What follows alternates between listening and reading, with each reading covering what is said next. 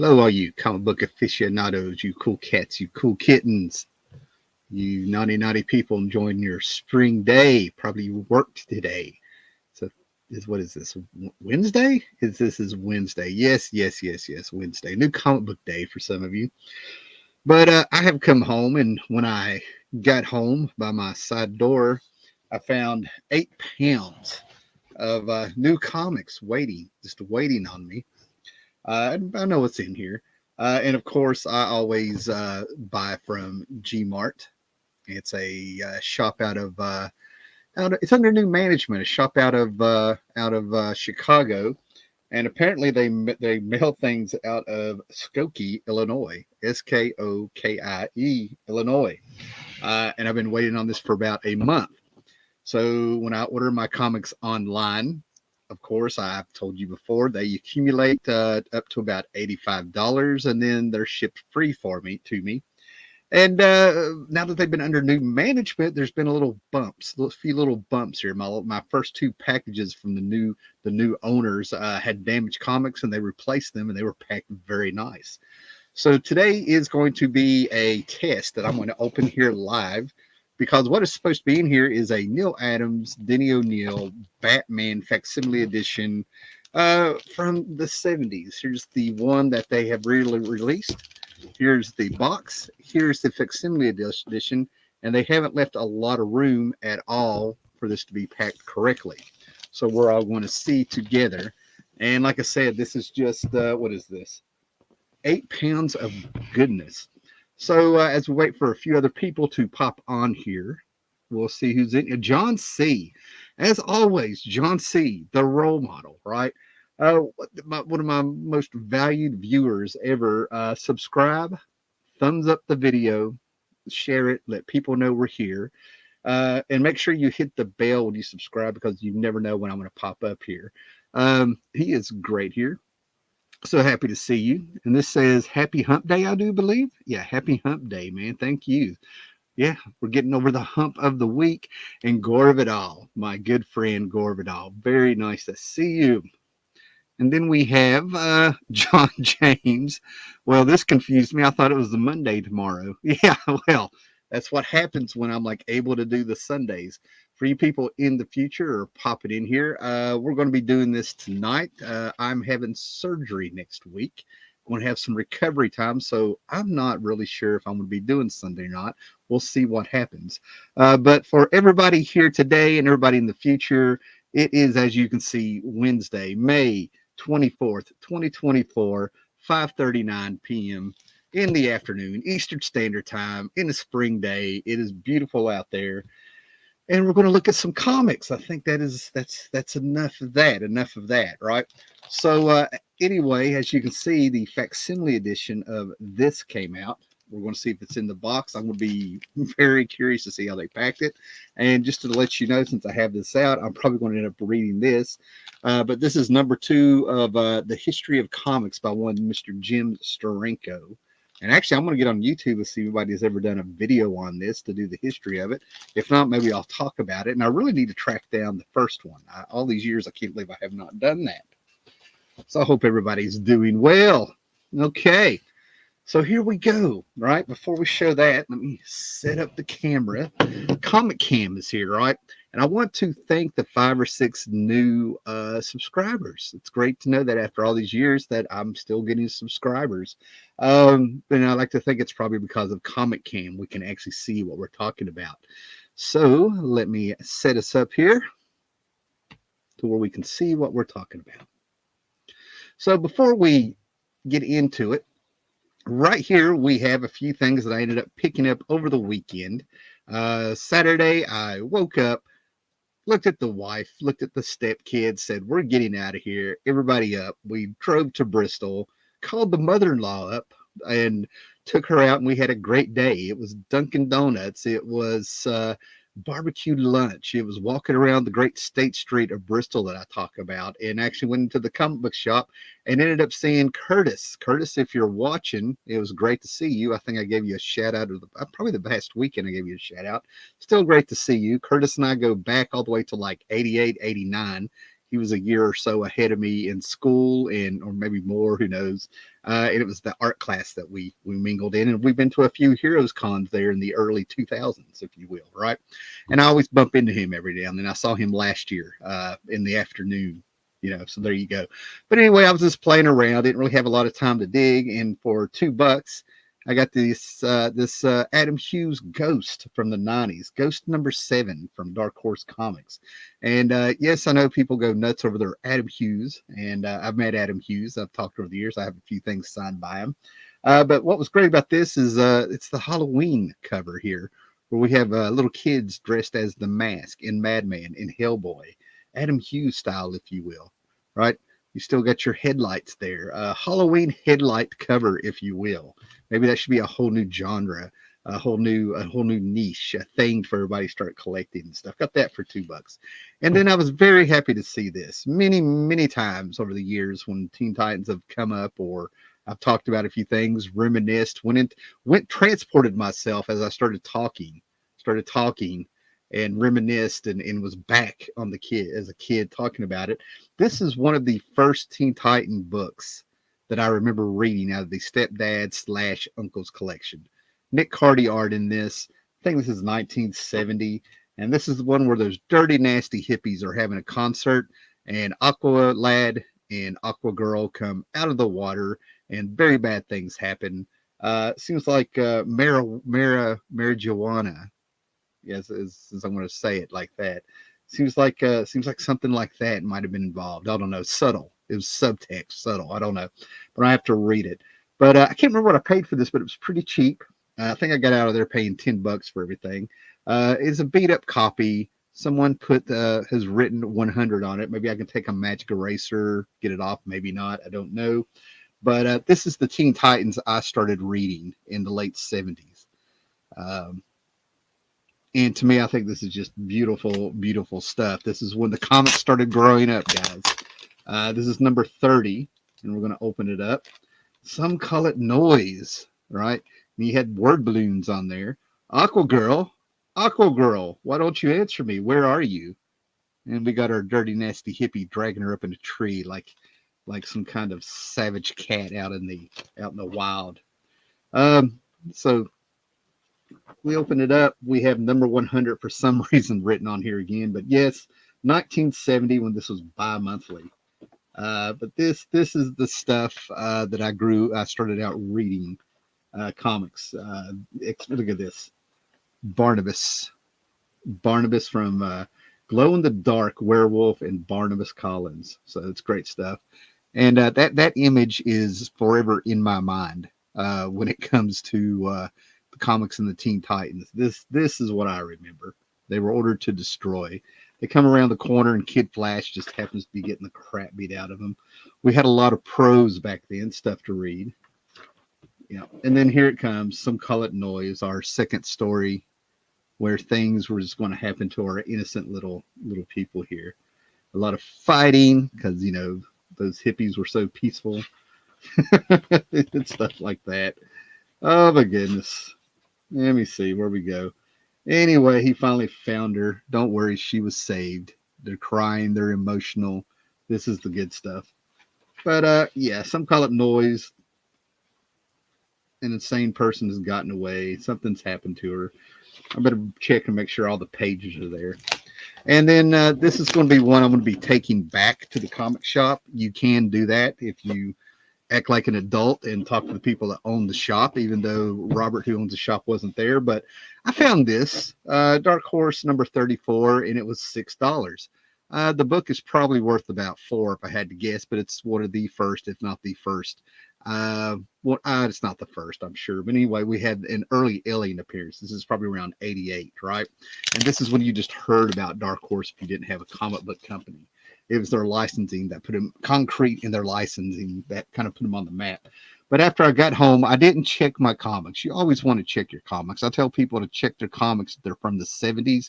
Make sure that Marvel value stamp is in there. Make sure the subscription order page, everything from the page where you can mail off your subscription is still there. But I opened this one up, and this is horribly damaged. It actually pulled from the cover, water damage and sticky. So I'm going to be taking that back. I want to ask for some store credit and maybe just get a short box or something. I got on eBay to replace it, but it's Dark Horse Presents number 34.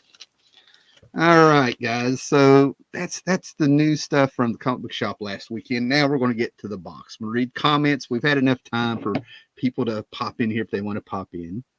So great to see everybody. Here we go. Mr. John Jones couldn't get on with Ghost. It's never really grabbed me. I have a Hellboy Ghost crossover that's pretty good. That's all right. Comics when the dialogue lasted more than 5 minutes to read. That's right. And then Roy Thomas. You picked up a Roy Thomas, and it would last you the entire month until it was time to buy another comic. You know, when the next issue was out by Roy. So here we go. We're going to grab our 8 pounds of comics here. I'm going to take a knife that may or may not be sharp. All right. Switch us over. And here we go. We're going to cut this together. You ready? So, always use safety, kids. Always use safety. Cut away from you. Cut away from you. All right. Back in the day, in the early days of this, people like Ghost Critic and stuff, we would do boxing and videos, and Ghost Critic would hate these. Whenever I see him, he cracked me up when he did an Ghost Critic.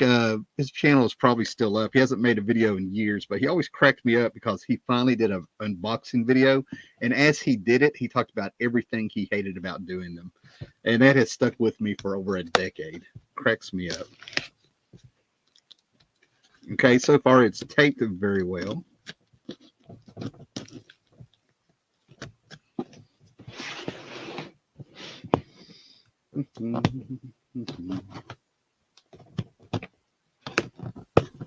Here we go. And this really shouldn't be a long show because I think I didn't really get that much, if you will. But all right. Oh, so far we are packed very well.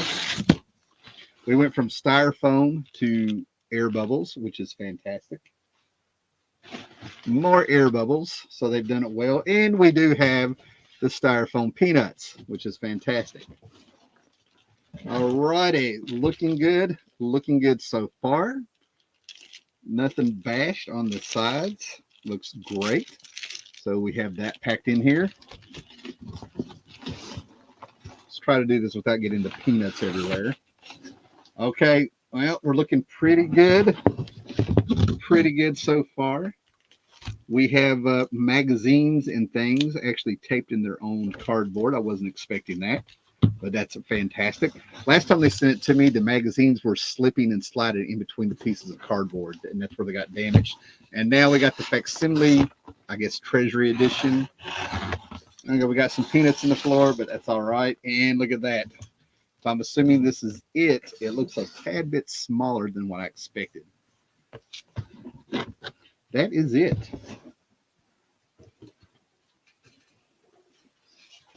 Okay, guys. This is fantastic. We'll just take our time together. We'll take our time together. Where did my knife go? As I sit here in front of you, I lose a knife. It's amazing. Put it behind me. So,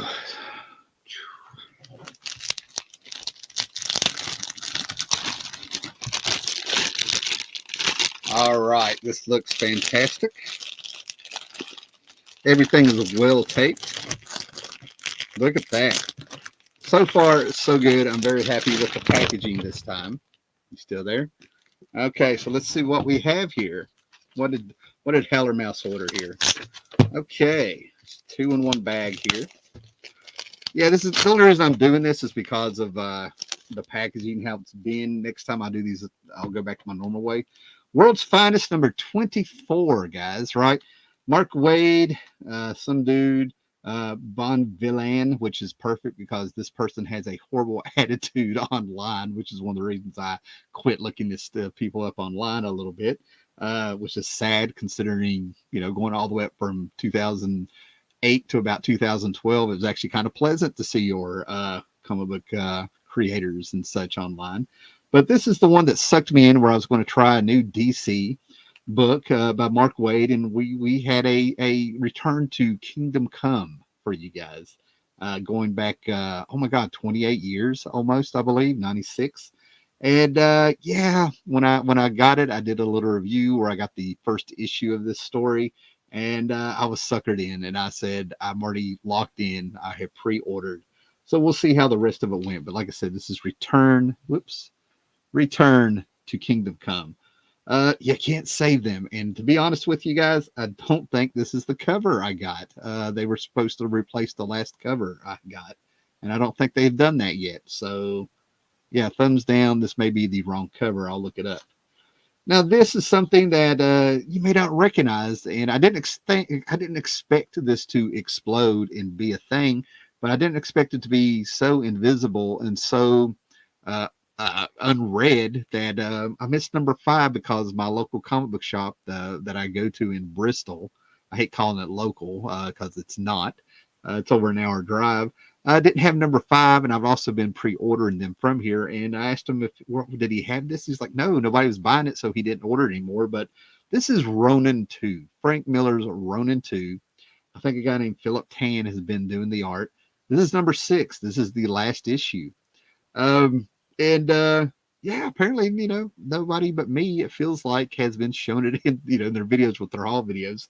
So I have to get a number 5. It was a 6-issue miniseries. I love the first one. It's probably right behind me. I have 2 number 1s. All the issues, I keep them in my Frank Miller short box. One of them, oh, what did I do with it? Yeah, here it is. And I keep one on the shelf so I can read. I absolutely love the first one. So, yeah. I can't say much about the second one because it's Frank Miller writing with Philip Tan. I read the first issue. It's not going to be for everybody, but I do recommend people go back and read the first Ronin. This is one of the most personal things Frank Miller did because he knew that it was his creation, his name was on it. So that's fantastic. So yeah, this fantastic looking cover so far. It actually looks like a Frank Miller cover. And like I said, I have 1 through 4. This is number 6. I'll have to find a number 5 because the comic book shops that I have access to apparently weren't ordered. There was no demand. Yeah. And what we have here. And guys, sorry, I'm going to read this, all 6 issues, but Jeff Johns has got his little corner of the current DC universe where he's doing some things with Stargirl, and he's doing some things with sidekicks from the 40s that we all forgot about, that, because he's pretty much created them for the series, the storyline that's going on. And he has a Justice Society 12-issue maxi series that's taking forever to come out. And while they've been doing this, we've gotten a few little of those golden age characters having little mini series. The Flash, I heard, is decent. The Green Lantern, oh my God, I read 2 or 3 the horrible issue 2 or 3. I read one of them out there. The chicken, it's just horrible. I'm like, do you know what a hero is? And then especially the Odd Sandman. This is number 5. I think there's going to be 6 of them. May already be in here, but anyway, I read the first issue. Did not blow me away, but I'm like, I better read all of them before I say anything. But it felt like a snooze fest. So we'll see what it's like to read all of them. And if you guys have read any of these, let me know. What do we got here? Now we're talking. I have Bill Willingham is going up. Before I get on, we have got a lot of people.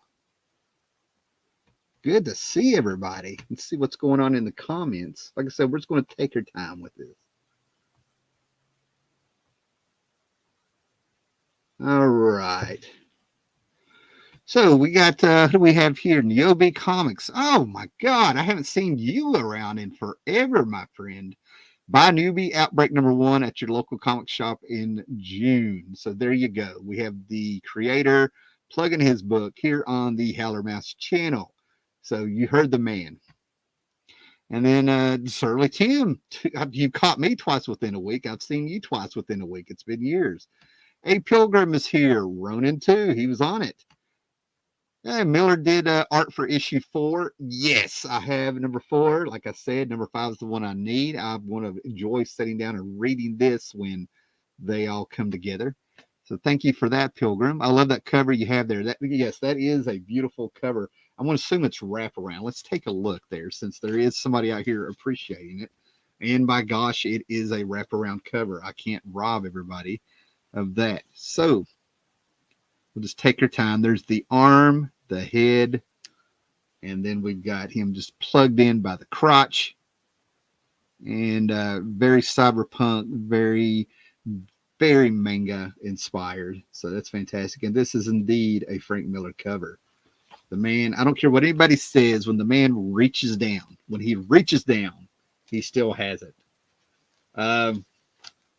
Even though he's not showing us, he still has it the way I think he should. So thank you, A. Pilgrim, for popping in there. Hey, I've got that run and run, but I want to read the first series before I read it. Awesome. I suggest it. I think the last time I read it was probably about 2 years ago, and it holds up. I mean, I absolutely love it. I'm hoping I can pick up that cover you have there at a comic show. Good luck. Like I said, the demand doesn't seem to be there for it, so hopefully you don't have any problems. I have all the Phil Tan covers. I'm going to have to dig mine out and see which covers I have. I'm pretty sure I got the Miller covers, all of them, I hope. The regular Justice Society book was pretty good, but I didn't really dig the other titles. I dug the Stargirl, and I probably have it on the shelf here somewhere if I want to turn around and start digging. All right. But yeah, Jeff Johns' little corner of the DC that seems to be going so all right, I guess. So going back to 1983, Frank Frazetta. I knew who Frank Frazetta was before and I knew who the Demon was, and Gene Simmons was with Kiss and Conan before I knew my stepdad's real name. His name was everybody called him Mad Dog, and this stuff was right up his alley. So one of the first, I remember, the first rental shop that probably had about 20 titles that you could pick from on VHS was around 81. I ended up working for the place in 1991. Their last 6 months they were open when they moved to a bigger spot. And one of the biggest rentals at the time was going out and getting Fire and Ice, Ralph Bakshi. And I have a ton of Bakshi. I do not think I have, of all things, I don't think I have this on DVD or Blu-ray. It's out of print, but you can find it everywhere to stream and stuff, right?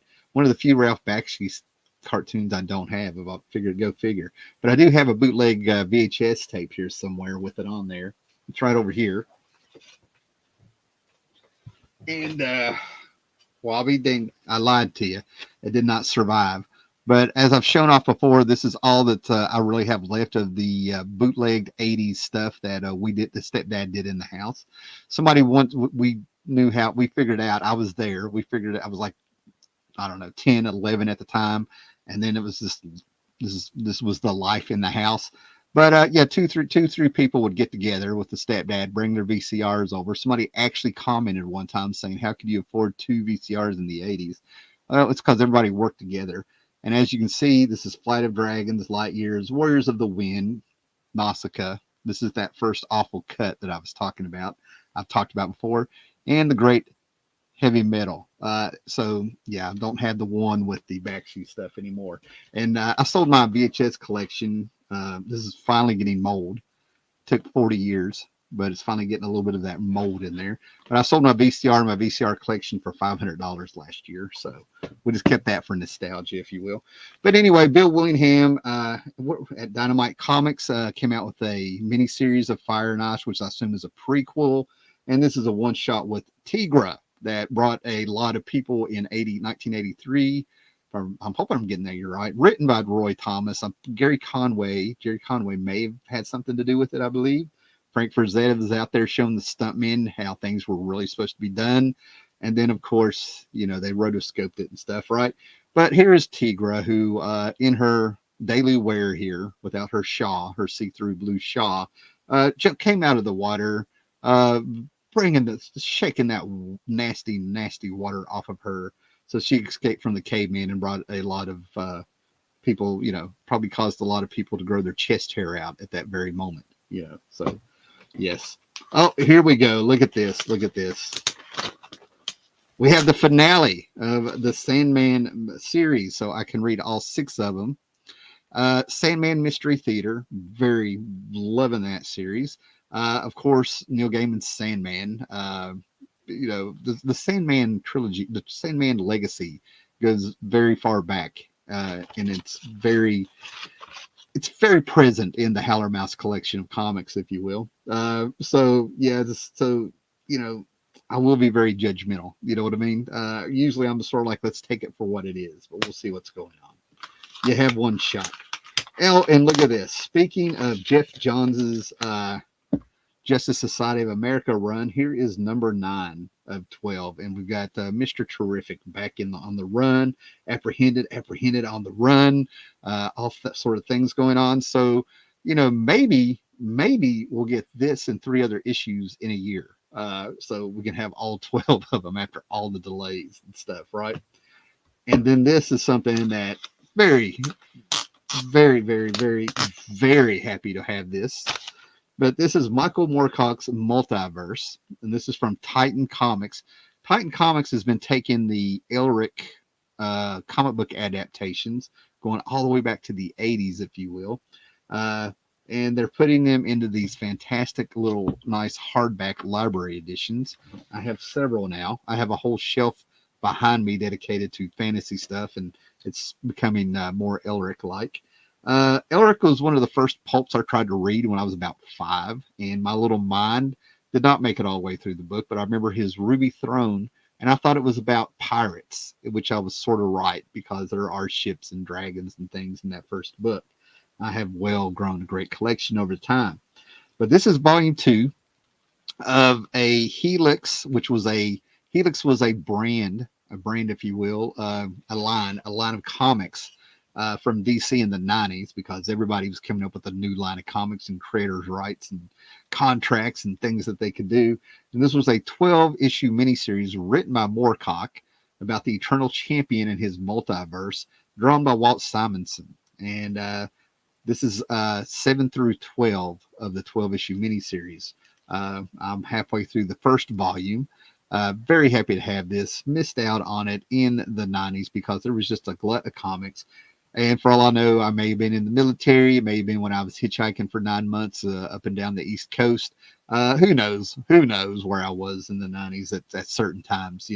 I didn't really settle down until about 97 or 98. So from 1990/91 to 1997-ish, there's no telling where I was. But anyway, really glad to have these Titan Comics where they're doing all the Elric stuff. All the adaptations from First Comics in the 80s by Roy Thomas. I think they're even doing stuff that came out about over a decade ago. But the thing about it is that it doesn't matter if it's Michael Moorcock writing new stories of Elric in the comics or backup stories or he guest stars.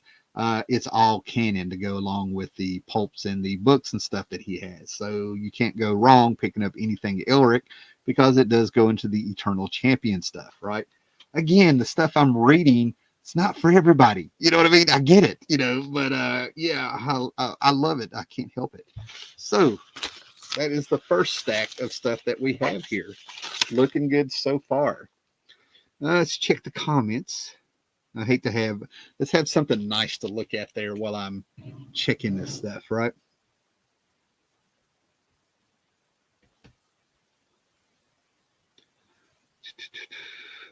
Here we go.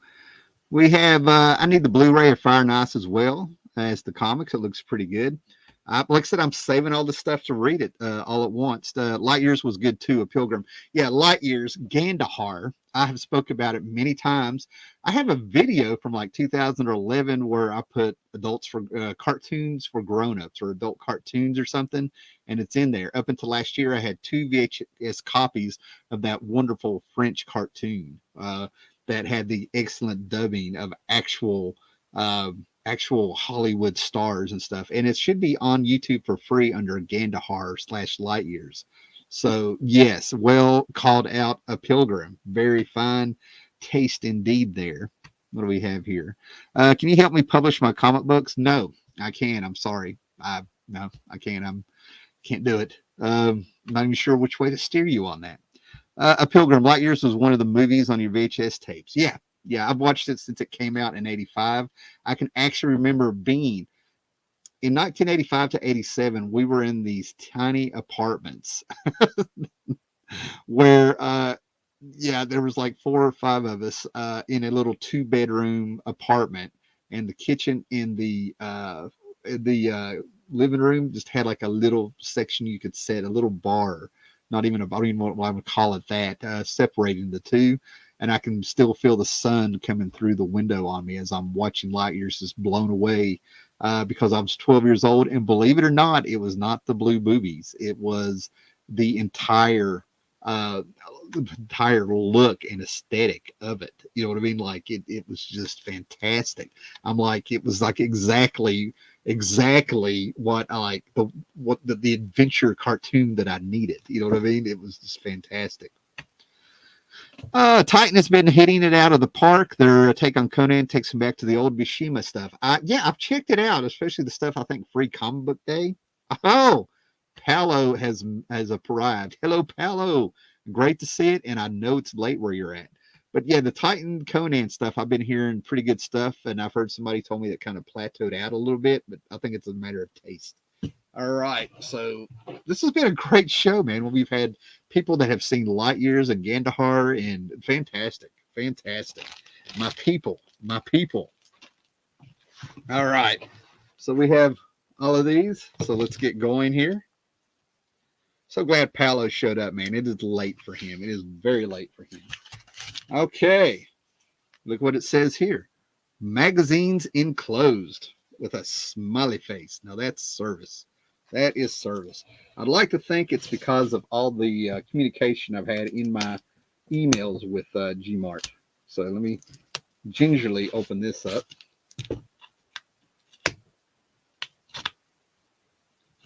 Looking good.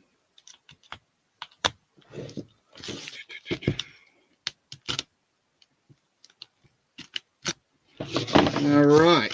This should be taped to. It is. They even taped it to the cardboard. Let's separate all that. Looking good. I have to say, G-MART is on it with the packing so far. I don't want to jinx it, but what's done is done. So they got a bigger bag that they put all of this in so it doesn't slide around. I'll be able to recycle those with some of the stuff you see behind me. I do not throw anything away that I get. I find a way to use it again, to put it on oversized books. Oh, that is great. That is a good sized bag. I'll definitely have something I can use that for. So here we go, guys. Let's see where we're at here. All right. Okay, let's all do this together. Very excited about this. Ed Hamilton, Alter Ego, Tomorrow's Publishing. Out of North Carolina, Mike Erie, who does the back issue magazine. Roy Thomas, who is over at Roy Thomas Lightning Rod Comics fanzine. That says it all. That's everything I was about to say. And I'm a Legion nut. And for the 60s, there was death in comics, and it was with the Legion of Superheroes with their Silver Age feel. And that's one of the things that I love about the Legion of Superheroes. Even in the Silver Age, there was a tinge of darkness, because right on this cover, we have the great lightning rods, where when lightning strikes the rod, it's going to push the life force out of the person holding the rod. They die, and it will bring Lightning Lad back. But anyway, this is a great scene for me, science fiction and comic books. The electrifying energy of Ed Hamilton will merge them both into one fabulous 4-color hit series. So I love these Tomorrow magazines, but due to space and interest, I don't get them every month like I did my Wizards and stuff back in the day, right? But when you have Ed Hamilton, Otto Binder, I can go on, Al Williamson, EC Comics, anything that's going on, but check out Alter Ego. I feel like in my mind, everybody already knows who they are and they know their backlog, right? Writer of two worlds, right? But Ed Hamilton, Otto Binder, two very underrated and should not be forgotten people from yesteryear. So very happy. I'll probably be reading those tonight. And then we have our 100-page super spectacular the Batman of the 70s back issue magazine. Mike Erie, who I've met several times, and of all things to get signed, I have a issue of Elementals that he edited and stuff, because we had a pretty decent talk. Scott Connor and I both had a talk with him. I think Scott came a little bit just a few minutes after I'd already talking to them, and then they ended up talking about things. I think we talked about Edgar Rice Burroughs quite a bit all of a sudden, and X-1 came up, and my mouth dropped because I didn't think anybody but me was listen to that, right? So anyway, the gentleman's handshake, the gentleman's agreement between Roy Thomas and Mike Urey, as I've said before, because it came straight from Mike Urey, is that he gets the 70s on up, and Roy gets the golden age and the silver age, and it's understood, So your back issue magazine, this is the Batman of the 1970s anniversary issue. We're going to have some talk about the late Bob Brown, the late Dick Giornardo, the late Frank Robbins, the late Bernie Wrightson, the late Alex Toth, and Walt Simonson so far is still kicking. And I about flipped out when I found out that Walt Simonson, his birthday got announced not too long ago. And it blows my mind that man did not really get into comics, a published comics work, until he was 27 in 1973, if I did my math correctly. Okay, that was 51 years ago, and he's still going. He didn't really do his best stuff until he was in his 40s. You know what I mean? And it's all good. Now, notice I used the word best, where it all clicked. And it turns out his Thor run in the 80s was so well done because he came up with that stuff in the 60s. He was writing Thor in his head and playing around with it since the 60s. He was writing that book almost 20 years before he actually, 20 years, look at me, at least 2 decades before of some form or fashion before it finally came out.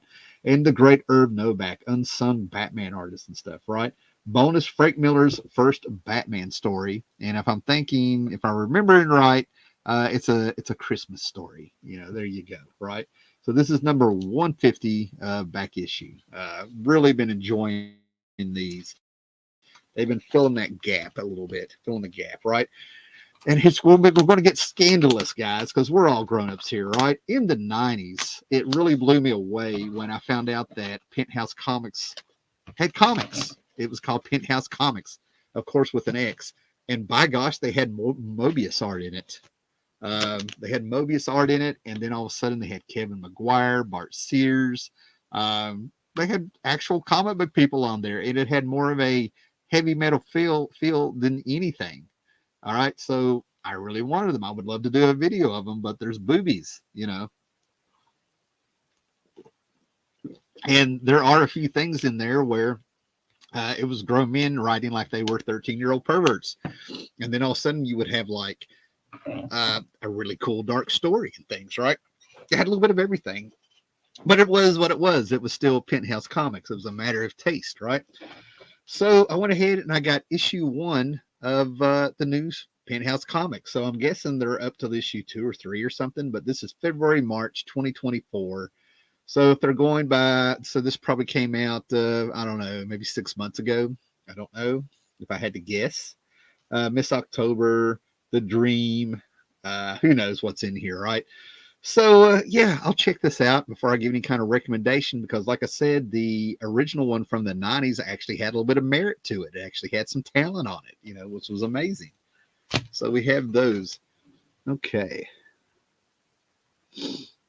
All right. Paolo's here. Oh, man, I love this. People know Ed Hamilton. I should have known that this group knows Ed Hamilton. Let's have something to look at while I check comments again. We have quite a few.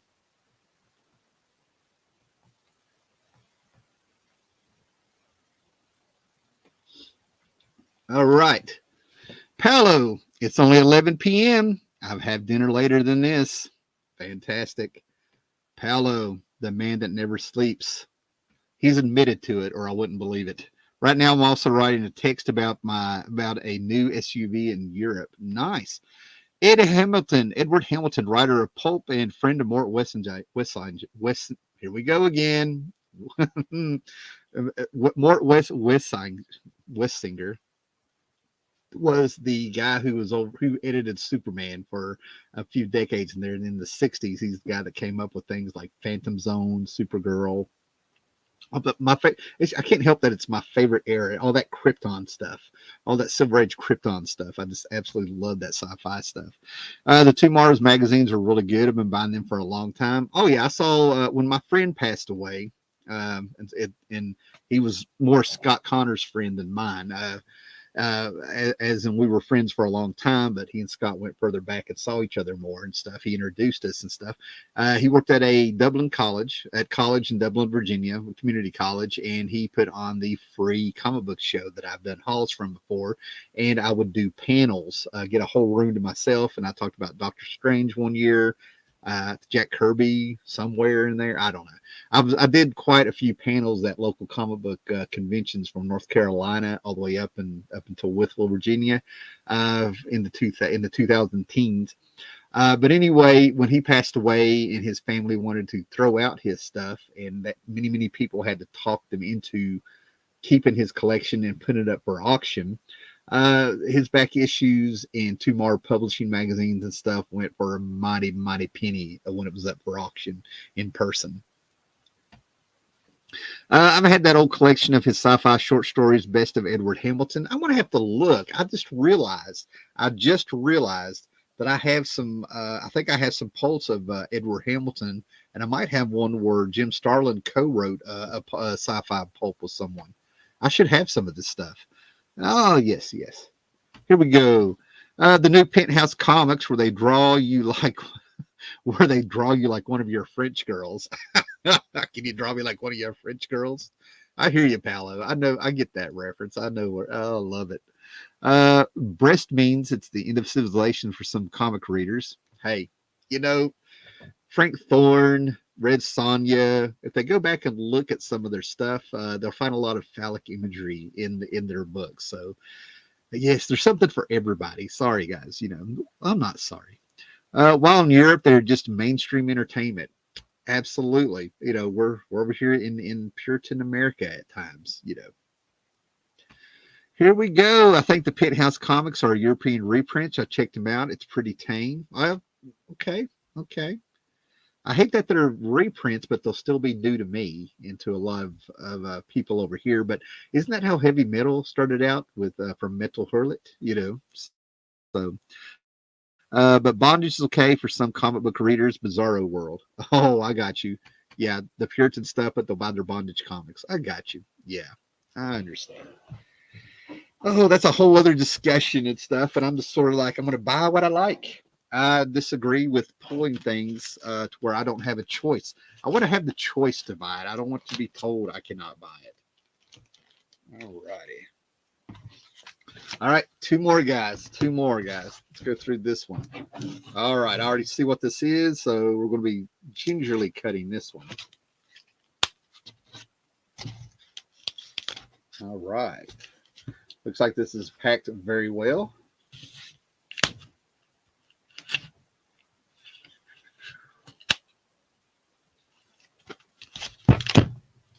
Did it come out? All righty. And there we are, folks. The one I've actually been very excited about. Dark Horse is taking these soft covers. I got hooked on these last year at Heroes Con out of Charlotte, North Carolina, where I got two of these EC reprints, soft cover from Dark Horse for $5. The people that were selling the table that was set up at Heroes Con sell soft covers, and they have enough to last all weekend at one of the biggest cons in the country. Soft covers for $5, hardbacks for $10, just a flat rate for everything. And for whatever reason, where I was buying things, they just went ahead and gave me two of these for $5. So this is a Vault of Horror, and they're coming out in volumes. Okay, you're getting about 6 issues of the EC Comics reprinted with fantastic coloring. I've been getting some of the. I don't have them in front of me. But anyway, here's Vault of Horror, the DC Archives with that classic cover. And we have our horror host, if you will, the Vault Keeper, the Crypt Keeper, and the Old Witch. And the Old Witch is the one before, sorry guys, before we had the HBO show, the Crypt Keeper, who looks nothing like that on the HBO show. It was the Old Witch that got me with that putrid eye. That's got to be Wally Wood there and stuff, right? But these things, when I think of comics in my head with what they should be, I always go back to things like Al Williamson and those old Flash Gordons, and anybody's worked on those. did Tarzan and things, and then it comes to EC Comics. EC Comics to me is the pinnacle of what a comic should be, and the influence this has had on many, many people. Eric Powell with Goon, Alan Moore. I mean, there's people where you can just see it. Bernie Wrightston, things like that. When it comes to the Bronze Age of comics, I'm always sort of like the for DC, a lot of their horror stuff where Joe Orlando was editing a lot of that stuff, brought us Cain and Abel and as their horror host and stuff. That's the stuff, even though it was a lot of reprints and things, right? So we're just talking about my point of view, man. So here we go. This is it. This is what I've been waiting on. I absolutely love these. They go for, I pay about $13 when I pre-order them. And luckily they go for about $20 for what's here. And like I said, I'm always sort of like, there's no reason to pay retail and full price for a lot of things. There's really not, in my opinion, except for convenience. But this is one of the few things where I'm like, go ahead and get it. This is what you need to go ahead and get. So right here are the 6 issues.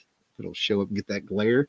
The 6 issues that are in there. The infamous hanging arm on the subway or bus. I'll finally get to read this. Just fantastic stuff. A lot of this stuff really does still hold up, even with its nostalgic settings for us now and things, right? So we have one more to look at here. We have it's the whole other excuse me, guys. We have a spring bug crawling around, little ant here. It's the whole other psychoanalyst analyst chair. Oh yeah. Speaking of what is acceptable, a severed arm is perfectly fine. The whole idea, the whole conversation that I have actually heard for at least 40 years when I started paying attention is versus sex versus violence, how you see it. And I'm just sort of like, you're kind of leaving out the term hyper in front of both of them, hyper violent, hypersexual. Yeah, I absolutely understand. This is a conversation to me is as old as the ages of what is acceptable and things. Oh, here we go. A Pilgrim, Vault of Public Transit. Gore, maybe after my surgery or whatever's going on and stuff, we're definitely going to have to get on a show together, and maybe that can be one of our topics, just to pop back up there. Vault of Public Transit. That is hilarious. I've been buying those for a friend for his birthday and Christmas over the last year. Those EC volumes are really nice. I've been very impressed with them. Very impressed, and I think it's very nice.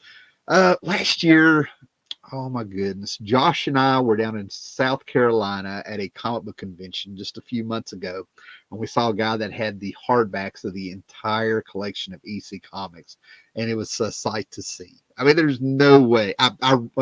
There was no way.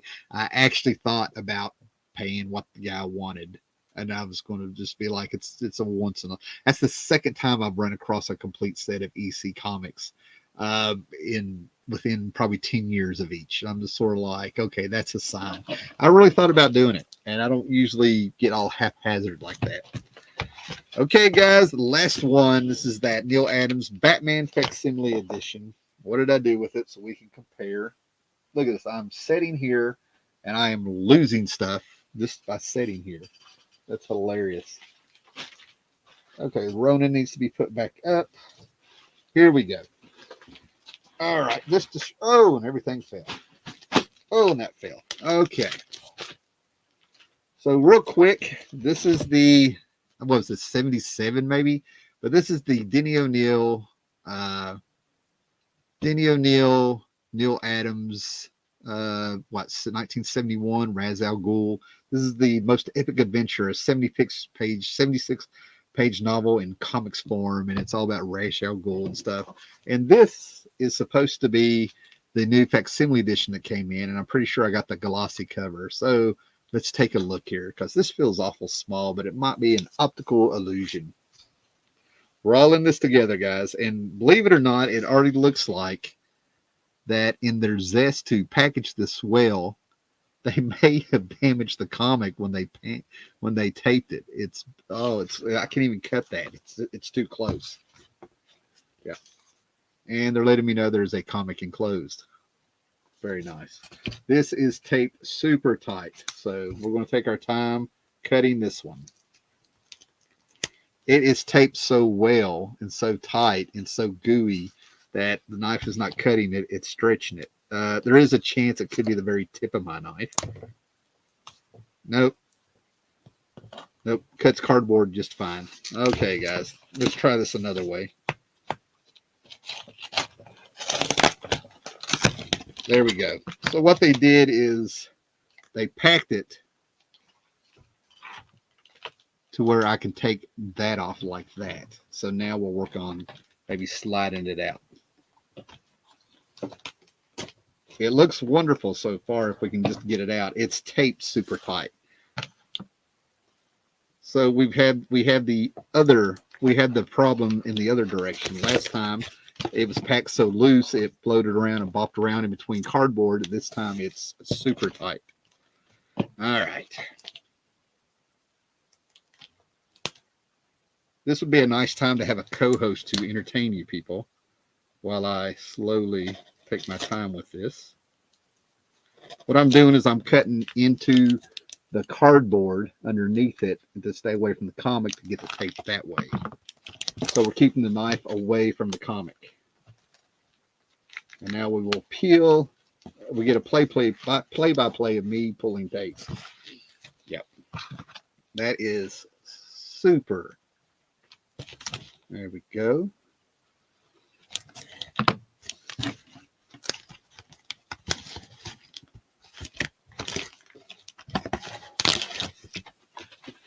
We are free. Let's see if we got any damage. Feels like there might be a little tick there, which where the tape was. Other than that, there we are, folks. There's the original. Here is the facsimile edition with the foil gloss, the gloss foil cover or whatever they called it and stuff, right? So this should be interesting. The Dark Detective versus his most fearsome foe of Ra's al Ghul. $20 on the newsstand. So there you go. $2 back in the 70s. So there you go, right? It actually is the same size. So there you go. They did it. Shall we open it since we're all together here? Why not go on without it with a bang here? All right, the bag seems to be made very nice.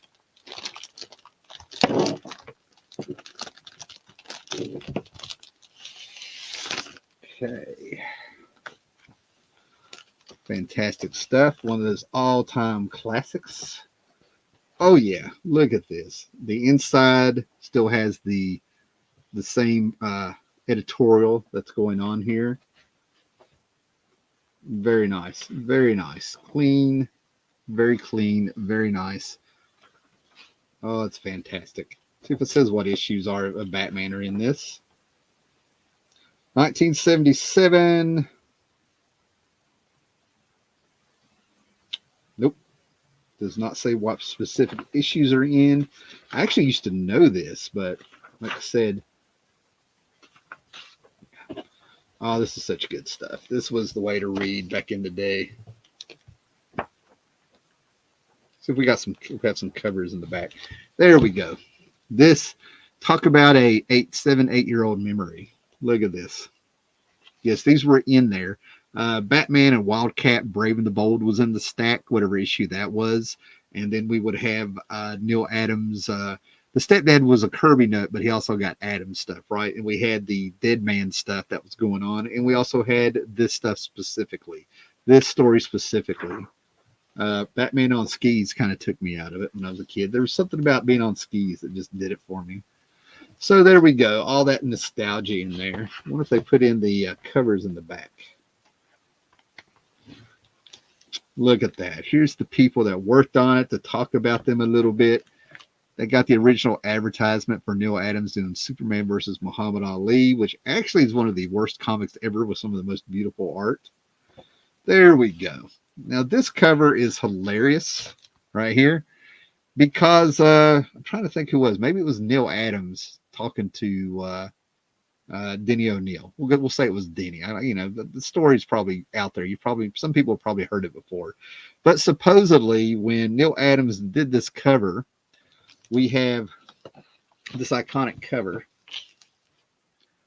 We have Batman laying there with his trunks and pants on, but no shirt. Yet we have Ra's al Ghul holding the bat suit.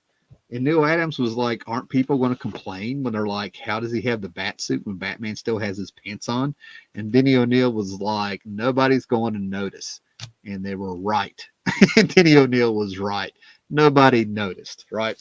So there we go, guys. That is the haul. I am overall extremely happy with the packing that G-MART did this one. Overzealous on the last issue, but I'd rather be overzealous than just haphazard and not giving a damn because it's not their money. So this is fantastic. And also the person that I've talked to with G-MART sent me a letter, an email in response back to my damaged comics last time, said that he's a collector himself and he completely understands that devastation you would probably feel opening your books and seeing that they were damaged. So very happy. Got some great reading to do tonight. And for you guys in the future for what's coming up, Rainy Sunday, make sure you're subscribed, thumbs it up, hit that bell. As I have told, it's not a secret. I have no problem sharing the information, but I'm not going to go too much into detail. But I am having surgery on the 30th of this month. So anything that happens is going to kind of be on a whim, as it always is, but even more now. So make sure that you thumb it up, because during my recovery, that could take up to 3 weeks, I'm finding out now. Get this out of the way, get back in the gym, lose about 20 pounds, and I cannot wait. This is a good thing. It's a good thing. I cannot wait to get it out of the way and get back to doing things like YouTube and stuff, right? So, yeah. Thanks for joining me tonight. We're going to look at the rest of the comments. So if you got something you want me to read, to say, answer, or ask, throw it out there. And we'll see what's going on here.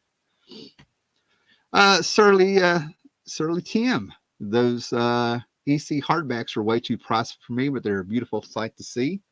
Yeah, and I'm trying to remember when they came out. I want to say it was the 80s. I'm slipping a little bit. Batman Roz standoff and the kiss between Batman and Talia are beautiful pages. Neil drew sexy men and women. Yeah, it's fantastic stuff. I over the years as a kid and things, I knew people who were like Neil Adams nuts. Right, they were just like everything Neil Adams did was fantastic. I was getting I saw the Dead Man stuff. I saw, it was in the house, and I just really didn't get why people considered him such a phenomenon, a phenom, if you will, right? And I knew I was wrong because I was growing up with his continuity comic stuff, if you will, right, in the 80s, late 80s, and things, right? And then it's because of that I'm able to have that perspective of what it's like for new people coming into the comic book collecting and hearing some of us talk about legends and greatness and things. I feel like I can still tap that, where I was just sort of like, oh, I don't get it, and it needs to be explained and stuff, right? I totally get it, of course, now, don't get me wrong, so I snagged the comic book size reprint of the Batman book, but that shiny cover is pretty nice. I'm trying to think if I've ordered anything else. I think some Crisis on Infinite Earths. I have the original 12 that I bought as a kid monthly as they came out, and I went through hell for number 4. You can go back and look at a video I made. Oh my God, probably like 7 years ago. Wait a minute, how long ago was it? I think it was 2016 or 17 I made it, but it's called Where Little Howlermouse Bought His Comics. It's 1977 to whatever. And in the middle of it, I show you the tundra, the swamp that I had to walk through while carrying a whole bunch of comics. And I think Cross on Infinite Earths number 4 may have been the only one to survive. I lost Avengers and all kinds of stuff of books. Yeah. But anyway, my whole point is that every month they're coming out with those. And I saw the Crisis on Infinite Earths number 1 facsimile edition, the glossy, whatever it is, facsimile edition, glossy, whatever they're calling it. And I think you have a choice of sort of a regular reprint versus the glossy stuff. I'm glad I pre-ordered the first 2 so far, so great stuff. I think I'm up to maybe the first 3, so they're coming. But yeah, Crisis is one of those things that I feel very lucky to have been 12 years old reading that when it came out. And it corrects a great thing. If you get an actual, I have like 4 or 5 number ones of Crisis on Infinite Earths, and the plates, that in Who's Who, they were using a new technique to color the books, and it concerned plates, and the plates were all slipped. So George Perez was very mad about his number one, that number one coming out, and the coloring ruining the art. So it's always great to get some sort of reprint of number one to see that fixed. Oh, let me see what we got here. Best to you with the surgery, Tim. Thank you, Gore. Appreciate it. Appreciate it very much. Fingers crossed for a speedy recovery. Thank you. Thank you. I'm positive. I'm feeling positive. So let's get this out of the way. I snagged that box set of Cross's hardbacks for a few years ago. Very heavy. That Absolute Edition, I kind of regret not going for it. Being a cheap ass and not getting it. And on that note, everybody have a wonderful night. Thanks for joining me live. Like, subscribe, thumbs up, hit that bell, everything like that. And let's be excellent to each other. Thanks for everybody that's popped in tonight. Have a great evening.